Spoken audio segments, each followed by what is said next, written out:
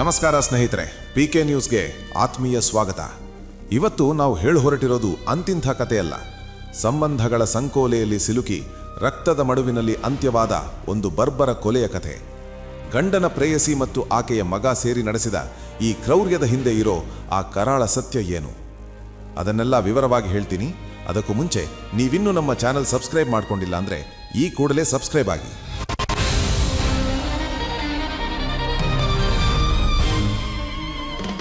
ಅಬ್ಬಬ್ಬಾ, ಹೊರಗಿನಿಂದ ನೋಡೋಕೆ ಎಂಥ ಸುಂದರವಾದ ದೊಡ್ಡ ಮನೆ ಅಲ್ವಾ?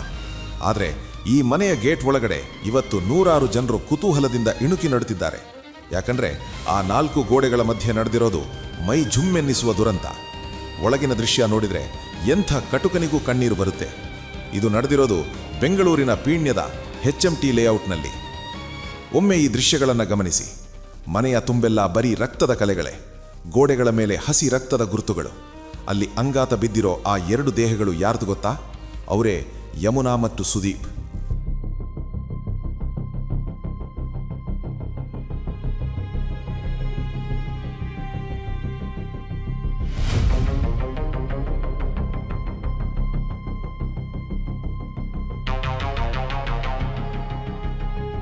ಪಾಪ, ಆಂಬ್ಯುಲೆನ್ಸ್ನಲ್ಲಿ ಶವಗಳನ್ನು ಹೊತ್ತೊಯ್ಯುವಾಗ ಅಲ್ಲಿದ್ದವರ ಕಣ್ಣಾಲಿಗಳು ಒದ್ದೆಯಾಗಿದ್ದವು. ಆದರೆ ಈ ಇಬ್ಬರ ಸಾವಿಗೆ ಕಾರಣ ಯಾರು ಅನ್ನೋದು ಗೊತ್ತಾದರೆ ನೀವು ಬೆಚ್ಚಿ ಬೀಳೋದು ಗ್ಯಾರಂಟಿ. ಇಲ್ಲಿ ಕಾಣ್ತಿದ್ದಾಳಲ್ಲ, ಇವಳೇ ಛಾಯಾ. ಇವಳ ಜೊತೆ ಇರೋ ಆ ಮೀಸೆ ಬಾರದ ಹುಡುಗ, ಇವರಿಬ್ಬರೇ ಸೇರಿ ಯಮುನಾ ಮತ್ತು ಆಕೆಯ ಸಹೋದರ ಸುದೀಪ್ನನ್ನ ಹತ್ಯೆ ಮಾಡಿರೋದು.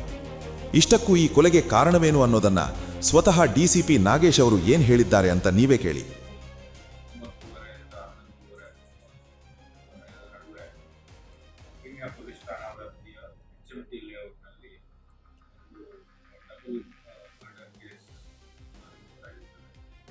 ಇದರಲ್ಲಿ ಮಹಿಳೆ ಯಮುನಾ ವಯಸ್ಸು ಮತ್ತು ಅವರ ಸಹೋದರ ಸುದೀಪ್ ವಯಸ್ಸು 44. ಇವರಿಬ್ಬರನ್ನು ಮನೆಯಲ್ಲಿ ಕೊಲೆ ಮಾಡಲಾಗಿದೆ.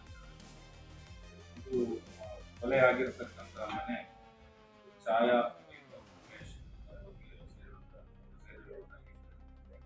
ಇದರ ಹಿನ್ನೆಲೆ ನಮಗೆ ಮಲ್ಲೇಗೌಡ ಮೃತ ಯಮುನಾ ಅವರ ಹಸ್ಬೆಂಡ್ ಆದಂಥ ಮಲ್ಲೇಗೌಡ ಆತನಿಗೆ ಈ ಛಾಯಾ ಮಹಿಳೆ ಜೊತೆ ಇದೆ. ಸ್ನೇಹಿತರೆ, ಈ ಇಡೀ ರಕ್ತಸಿಕ್ತ ನಾಟಕದ ಹಿಂದಿರೋ ಸೂತ್ರಧಾರ ಮಲ್ಲೇಗೌಡ. ಈ ಮಲ್ಲೇಗೌಡ ಬೇರಾರು ಅಲ್ಲ, ಸತ್ತ ಯಮುನಾಳ ಗಂಡ. ಯಮುನಾಳಿಗೆ ತನ್ನ ಗಂಡ ಮಲ್ಲೇಗೌಡ ಮತ್ತು ಈ ಛಾಯಾ ನಡುವೆ ಅಕ್ರಮ ಸಂಬಂಧ ಇದೆ ಅನ್ನೋದು ಗೊತ್ತಾಗಿತ್ತು.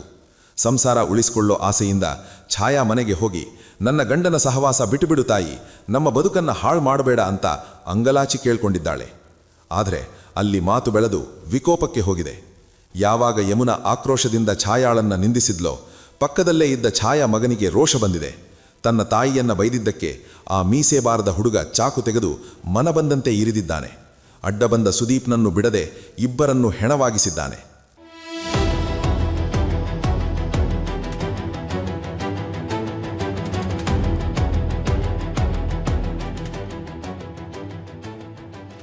ಎಂಥ ವಿಪರ್ಯಾಸ ಅಲ್ವಾ?